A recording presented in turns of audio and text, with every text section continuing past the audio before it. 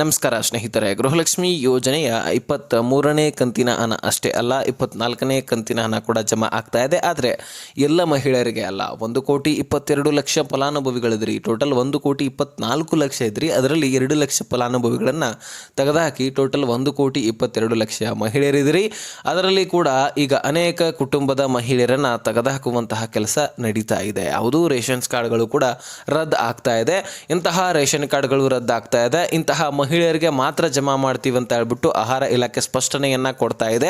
ಹಾಗಾದರೆ ಎಂತಹ ರೇಷನ್ ಕಾರ್ಡ್ಗಳು ಉಳಿತವೆ, ಎಂತಹ ರೇಷನ್ ಕಾರ್ಡ್ಗಳು ಕೂಡ ರದ್ದು ಆಗ್ತವೆ, ಇದರ ಆಧಾರದ ಮೇಲೆ ಗೃಹಲಕ್ಷ್ಮಿ ದುಡ್ಡು ಜಮಾ ಆಗ್ತಕ್ಕಂಥದ್ದು. ಇದನ್ನು ಮೊದಲು ನಾವು ತಿಳ್ಕೊಳ್ಳೋಣ.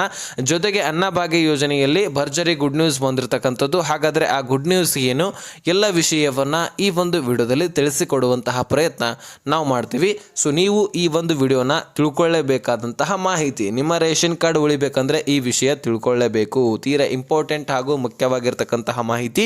ಚಾನಲ್ಗೆ ಸಬ್ಸ್ಕ್ರೈಬ್ ಮಾಡಿಲ್ಲ ಅಂದರೆ ಬಹಳಷ್ಟು ಏನು ನಾನು ಹೇಳೋದಿಲ್ಲ, ಒತ್ತಾಯ ಮಾಡೋದಿಲ್ಲ. ಇಂಪಾರ್ಟೆಂಟ್ ಅನಿಸಿದರೆ ಸಬ್ಸ್ಕ್ರೈಬ್ ಮಾಡ್ಕೊಳ್ಳಿ. ಇದೇ ರೀತಿ ಲೇಟೆಸ್ಟ್ ಆದಂಥ ಅಪ್ಡೇಟ್ಗಳು ಬೇಕಾದರೆ ನೋಟಿಫಿಕೇಶನ್ ಆಲ್ ಅಂತ ಸೆಟ್ ಮಾಡ್ಕೊಳ್ಳಿ. ಈಗ ನಾವು ನೇರವಾಗಿ ಟಾಪಿಕ್ಗೆ ಬರೋಣ ಸ್ನೇಹಿತರೆ. ಗೃಹಲಕ್ಷ್ಮಿ ಯೋಜನೆಯಲ್ಲಿ ಸುಮಾರು 22 ಕಂತುಗಳು ಕ್ಲಿಯರ್ ಆಗಿದ್ದಾವೆ. ಹೀಗೆ ಇನ್ನು 20 ಕಂತುಗಳಾದರೂ ಬರಬಹುದು, ಅಥವಾ 15 ಕಂತಾದರೂ ಕೊನೆಯ ಪಕ್ಷ ಬರುತ್ತೆ. ಹಾಗಾದರೆ 15 ಕಂತುಗಳಂದರೆ 30,000 ದುಡ್ಡಾದರೂ ನೀವು ಪಡ್ಕೊಳ್ತೀರಿ. ನೀವು ಎಲಿಜಿಬಲ್ ಇದ್ದರೆ ಮಾತ್ರ ಪಡ್ಕೊಳ್ತೀರಿ. ಹಾಗಾಗಿ ಎಲಿಜಿಬಲ್ ಇದ್ದರೂ ಸಹಿತ ಒಬ್ಬೊಬ್ಬರಿಗೆ ದುಡ್ಡು ಜಮಾ ಆಗೋದಿಲ್ಲ. ಅದಕ್ಕೂ ಕೂಡ ಕಾರಣಗಳಿದ್ದಾವೆ. ಅದನ್ನೇನಂತ ಎಲ್ಲವೂ ಕೂಡ ಡೀಟೇಲ್ಸನ್ನು ನಿಮ್ಮ ಮುಂದೆ ತಿಳಿಸ್ತೀನಿ. ನೀವು ವಿಡಿಯೋನ ಕೊನೆವರೆಗೂ ವಾಚ್ ಮಾಡಿ ಸ್ನೇಹಿತರೆ.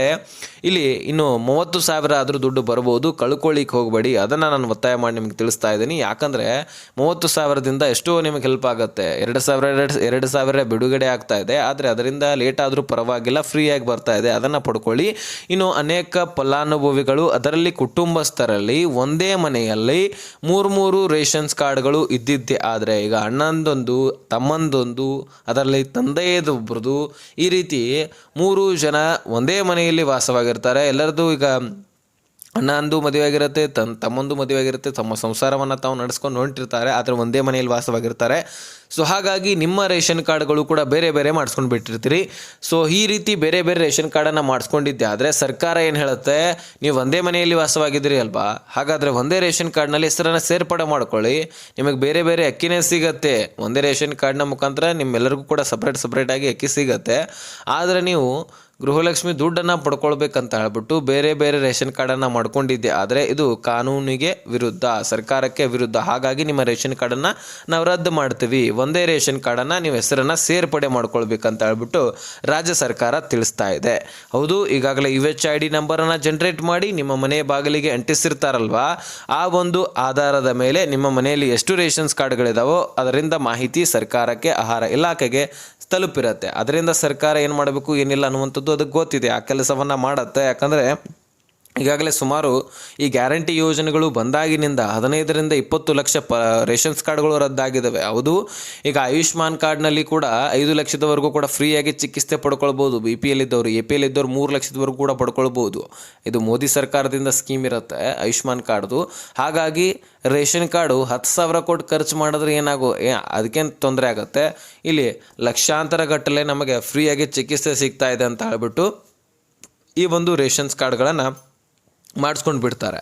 ಸೊ ಹಾಗಾಗಿ ಇಂತಹ ರೇಷನ್ ಕಾರ್ಡ್ಗಳನ್ನು ಹುಡುಕಾಡಿ ಫೇಕ್ ಡಾಕ್ಯುಮೆಂಟ್ಸ್ಗಳಿಂದ ಮಾಡಿರ್ತಕ್ಕಂತಹ ರೇಷನ್ ಕಾರ್ಡ್ಗಳನ್ನು ಕಂಡುಹಿಡಿದು ರದ್ದು ಮಾಡುವಂತಹ ಕೆಲಸ ಆಹಾರ ಇಲಾಖೆ ಮಾಡ್ತಾ ಇದೆ. ಹೌದು ಸ್ನೇಹಿತರೆ, ಇನ್ನು ಅನೇಕ ಕುಟುಂಬಸ್ಥರು ಗೃಹಲಕ್ಷ್ಮಿಯರು ತೀರಿ ಹೋಗಿದ್ದರು. ಅದರಲ್ಲಿ ಹಿರಿಯ ಗೃಹಲಕ್ಷ್ಮಿಯರು ತೀರಿ ಹೋಗಿದ್ರು ಸಹಿತ ಅವರ ಹೆಸರಲ್ಲೇ ಇನ್ನೂ ಕೂಡ ಗೃಹಲಕ್ಷ್ಮಿ ದುಡ್ಡನ್ನು ಮನೆಯವರು ಪಡ್ಕೊಳ್ತಾ ಇದ್ದಾರೆ. ಮರಣೋತ್ತರ ತೆಗೆಸ್ಕೊಂಡ್ರೆ ಅದು ಆಟೋಮೆಟಿಕ್ಕಾಗಿ ಬಂದಾಗುತ್ತೆ. ಆದರೆ ಇನ್ನೂ ಕೂಡ ದುಡ್ಡನ್ನು ಪಡ್ಕೊಳ್ತಾ ಇದ್ದಾರೆ. ಹಾಗಾಗಿ ಇದನ್ನು ಕೂಡ ಕಂಡು ಹಿಡಿಲಿಕ್ಕೆ ನಿಮ್ಮ ಮನೆಯಲ್ಲಿ ಎಷ್ಟು ಜನ ಇದ್ದೀರಿ, ಅವರ ಆಧಾರ್ ಕಾರ್ಡ್ಗಳು, ಅವರ ವೋಟರ್ ID, ಇದೆಲ್ಲವೂ ಕೂಡ ಡೀಟೇಲ್ಸನ್ನು UHID ನಂಬರ್ ಜನರೇಟ್ ಮಾಡಿ ನಿಮ್ಮ ಮನೆಯಲ್ಲಿರ್ತಕ್ಕಂತಹ ಪ್ರತಿಯೊಂದು ಡೀಟೇಲ್ಸನ್ನು, ನಿಮ್ಮ ಮನೆಯಲ್ಲಿರ್ತಕ್ಕಂತಹ 4 ವೀಲರ್ ವಾಹನಗಳು, ಮನೆ ಎಷ್ಟು ದೊಡ್ಡದಿದೆ, ಸಿಟಿ ಸೈಡಲ್ಲಿದೆಯಾ, ಗ್ರಾಮೀಣ ಭಾಗದಲ್ಲಿದೆಯಾ, ಅಥವಾ ಮೀಟರ್ಗಳು ಎಷ್ಟಿದ್ದಾವೆ, ನಿಮ್ಮ ಮನೆಯಲ್ಲಿ ಏನಾದರೂ ಬಾಡಿಗೆಗಳನ್ನು ಕೊಟ್ಟಿದ್ದೀರಾ, ನಿಮ್ಮ ಹೊಲ ಗದ್ದೆಗಳು ಎಷ್ಟಿದ್ದಾವೆ, ಸರ್ಕಾರಿ ನೌಕರಸ್ಥರು ಎಷ್ಟಿದ್ದಾರೆ, ಖಾಸಗಿ ನೌಕರಸ್ಥರು ಎಷ್ಟಿದ್ದಾರೆ, ಇನ್ನೊಬ್ಬರ ಕೈ ತಳಿಗೆ ಎಷ್ಟು ಹೋಗ್ತಾರೆ, ಇದೆಲ್ಲ ಡೀಟೇಲ್ಸನ್ನು ಒಟ್ಟಾರೆಯಾಗಿ ರಾಜ್ಯ ಸರ್ಕಾರ ಕಲೆಕ್ಟ್ ಮಾಡಿಕೊಂಡು ನೀವು ಎಲಿಜಿಬಲ್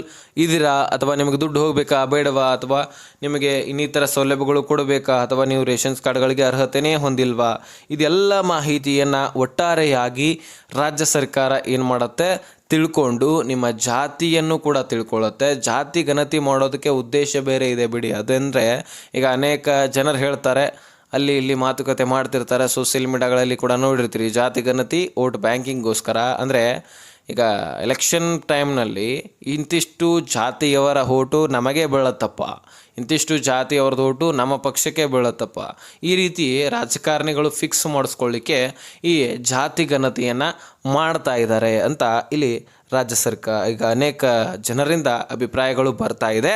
ಸೊ ಇದು ಒಂದು ಕಡೆ ಆದರೆ ಇದರ ಬಗ್ಗೆ ನಾವು ಹೆಚ್ಚಾಗಿ ಚರ್ಚೆ ಮಾಡೋದು ಬೇಡ, ನಾವು ಸ್ಕೀಮ್ ಬಗ್ಗೆ ಮಾತುಕತೆ ಮಾಡೋಣ. ಇನ್ನು ಈ ಗೃಹಲಕ್ಷ್ಮಿಯಲ್ಲಿ ಒಟ್ಟಾರೆಯಾಗಿ ಯಾರು ಎಲಿಜಿಬಲ್ ಇರ್ತೀರಿ ಅವ್ರಿಗೆ ಮಾತ್ರ ದುಡ್ಡು ಬರುತ್ತೆ. ಇನ್ನು ಎಲಿಜಿಬಲ್ ಇದ್ದರೂ ಸಹಿತ ದುಡ್ಡು ಬರದೇ ಇರುವಂತಹ ಕಾರಣ ಏನಪ್ಪ ಅಂದರೆ, ಇನ್ನು ನೀವು ರೇಷನ್ಸ್ ಕಾರ್ಡ್ಗಳಿಗೆ ಆಗ ಒಂದೇ ರೇಷನ್ ಕಾರ್ಡ್ನಲ್ಲಿ ಹೆಸರನ್ನು ಸೇರ್ಪಡೆ ಮಾಡಿಕೊಂಡ್ರೆ ಅದು ದುಡ್ಡು ಬರುತ್ತೆ, ಅಲ್ಲೇನು ತೊಂದರೆ ಇಲ್ಲ.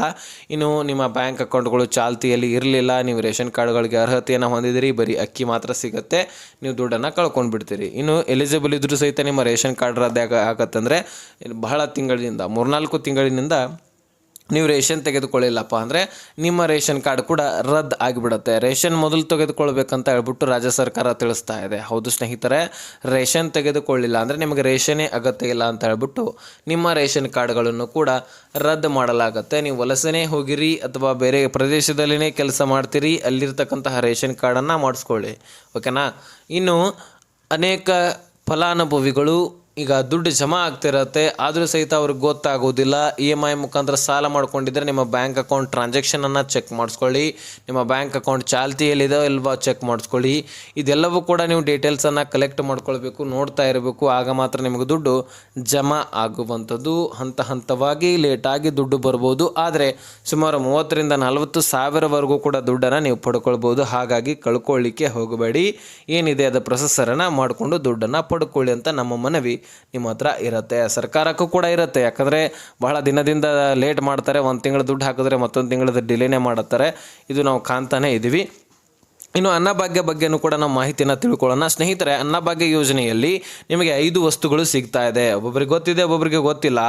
ಅಂದರೆ ಈಗ ಗೊತ್ತಿರಲಿಲ್ಲ ಅಂದರೆ ಏನು ಮಾಡ್ತೀರಿ, ನೀವು ಕಿಟ್ಟನ್ನು ತೆಗೆದುಕೊಳ್ಳೋದನ್ನೇ ಬಿಟ್ಟುಬಿಡ್ತೀರಿ. ಅದು ನ್ಯಾಯಬೆಲೆ ಅಂಗಡಿಯವರಿಗೆ ಮತ್ತಷ್ಟು ಹೆಲ್ಪ್ ಆದಂಗೆ ಆಗುತ್ತೆ. ಅವರು ಸರ್ಕಾರದ ವಸ್ತುಗಳನ್ನು ದೋಚ್ಕೊಂಡು ಹೋಗಿಬಿಡ್ತಾರೆ. ಈ ರೀತಿ ಬಹಳಷ್ಟು ಕಡೆ ನಡೀತಾ ಇರುತ್ತೆ. ಹಾಗಾಗಿ ಅದನ್ನು ಕೂಡ ತಡಿಬೇಕಾಗಿದೆ. ಯಾವ ಜನರಿಗೆ ಈ ಕಿಟ್ಗಳನ್ನು ಕೊಡೋದಿಲ್ಲ ಅಥವಾ ಅಕ್ಕಿಯನ್ನು ಸರಿಯಾಗಿ ಕೊಡ್ತಿರೋದಿಲ್ಲ, ನೀವೇ ಒಂದು ಕೆಲಸವನ್ನು ಮಾಡಿ, ಗೂಗಲಲ್ಲಿ ಆಹಾರ ಇಲಾಖೆಯ ಹೆಲ್ಪ್ಲೈನ್ ನಂಬರ್ ಕರ್ನಾಟಕ ಅಂತ ಸರ್ಚ್ ಮಾಡಿ, ಕರ್ನಾಟಕದ ಹೆಲ್ಪ್ಲೈನ್ ನಂಬರ್ ಸಿಗುತ್ತೆ. ನಿಮ್ಮ ಜಿಲ್ಲೆ ಯಾವುದು, ತಾಲೂಕು ಯಾವುದು, ಏರಿಯಾ, ಗ್ರಾಮ ಯಾವುದು ಅಂತ ತಿಳಿಸಿದ್ರೆ ಅಲ್ಲಿರ್ತಕ್ಕಂತಹ ಅಧಿಕಾರಿಗಳ ಮೇಲೆ ಕ್ರಮವನ್ನು ಸರ್ಕಾರ ತೆಗೆದುಕೊಳ್ಳುತ್ತೆ. ಅವರು ಸರಿಯಾಗಿ ಕೊಡಲಿಲ್ಲಪ್ಪ ಅಂದರೆ ಅವರನ್ನು ತೆಗೆದುಹಾಕುವಂತಹ ಕೆಲಸ ಕೂಡ ಮಾಡುತ್ತೆ. ನಿಮಗೆ ಒಟ್ಟಾರೆಯಾಗಿ ಮುಂದಿನ ಈ ಒಂದು ನವೆಂಬರ್ ತಿಂಗಳಲ್ಲಿ 15ನೇ ತಾರೀಕು ಕೂಡ ನಿಮಗೆ ಈ ಇಂದಿರಾ ಕಿಟ್ನ ಮುಖಾಂತರ 5 ವಸ್ತುಗಳು, ಬೇಳೆಕಾಳುಗಳಾಗಿರಲಿ, ಉರುಳು ಜೇಳು ಆಗಿರಲಿ ಅಥವಾ ತೊಗರಿ ಬೇಳೆ, ಗಾಣದ ಎಣ್ಣೆ, ಉಪ್ಪು, ಸಕ್ಕರೆ, ಈ ರೀತಿ 5 ವಸ್ತುಗಳನ್ನು ನಿಮಗೆ ಕಿಟ್ನ ಮುಖಾಂತರ ಸಿಗುತ್ತೆ. ಇನ್ನು 5 kg ಅಕ್ಕಿ ಕೂಡ ಸಿಗುತ್ತೆ, ಅದನ್ನು ನೀವು ಪಡ್ಕೊಳ್ಳಿ, ಓಕೆನಾ. ಈ ಒಂದು ವಿಷಯವನ್ನು ನಾನು ನಿಮಗೆ ತಿಳಿಸ್ಬೇಕಾಗಿತ್ತು, ತಿಳಿಸ್ತೀನಿ. ಅರ್ಥ ಆಗಿದ್ರೆ ನೆಕ್ಸ್ಟ್ ಮಾಹಿತಿ ಸಿಗೋಣ. ಅಲ್ಲಿ ತನಕ ಬಾಯ್ ಬಿಡಿ ಫ್ರೆಂಡ್ಸ್.